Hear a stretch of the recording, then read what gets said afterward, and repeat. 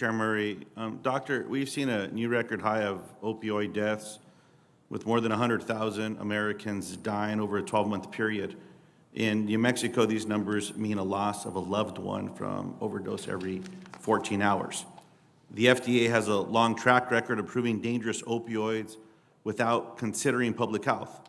A federal judge presiding over county and state cases against opioid manufacturers and distributors recently wrote, quote, "It is accurate to describe the opioid epidemic as a man-made plague 20 years in the making.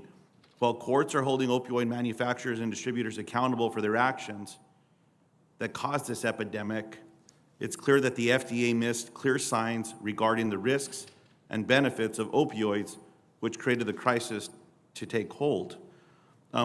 In response to a question around the role of the FDA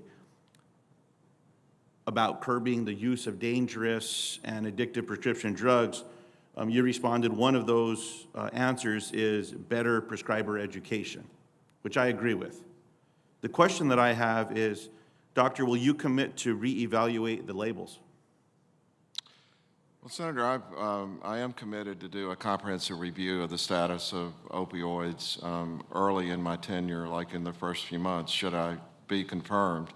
That would include everything, including the labels. Now, I would look forward to talking with you about the details of the issues that are involved in doing that, but I am committed to do a comprehensive review of the opioid situation, including the labels.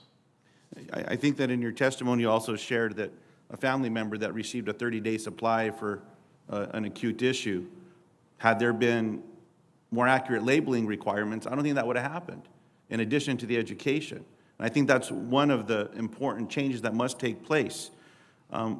Another area that I raised when we met personally as well is the FDA convenes an advisory committee of scientific experts with a matter of significant public interest, especially is involved, highly controversial or in need of a specific type of expertise.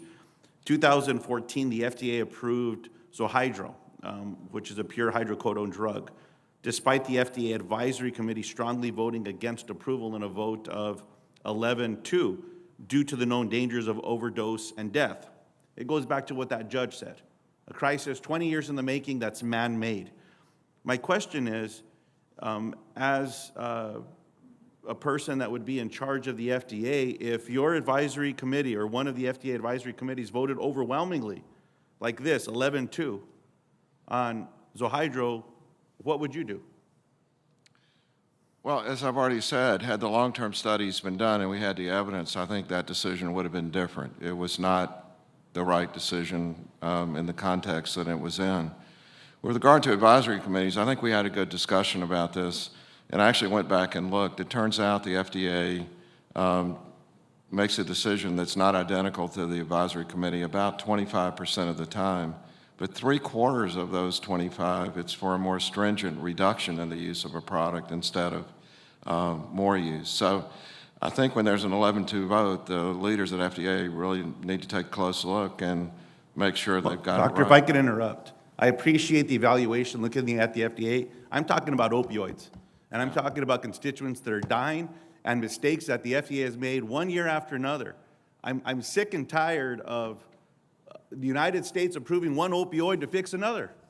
Yeah. It's the dumbest thing that I don't understand it. This is stupid. People are dying because of it. Heroin, if I may, heroin didn't get developed out on the streets. It was developed in a lab by a pharmaceutical company. And then here in the United States, we keep approving one after another. Specific to an 11-2 vote on an opioid, doctor, what would you do if you got that vote on something specific to this with Zohydro? And subsequent to that, the FDA approved more without even going to the advisory committee. They just said, oh, we're going to ignore them. And I'm going to continue to approve these opioids and kill more people across America. Well, what would you point out that I wasn't there at that time, but in my leadership role, we instituted a mandatory advisory committee, and and also the framework of societal consideration. There are almost no opioids coming through the FDA now for approval. It's really been shut down, and I think the roles that I played were critical in doing that. But I think, I can't argue with your points. And Chair Murray, I have several other questions for the record, especially around non-addictive pain therapies, which I think we need to be doing more about. And I do look forward to following up on that line of questioning.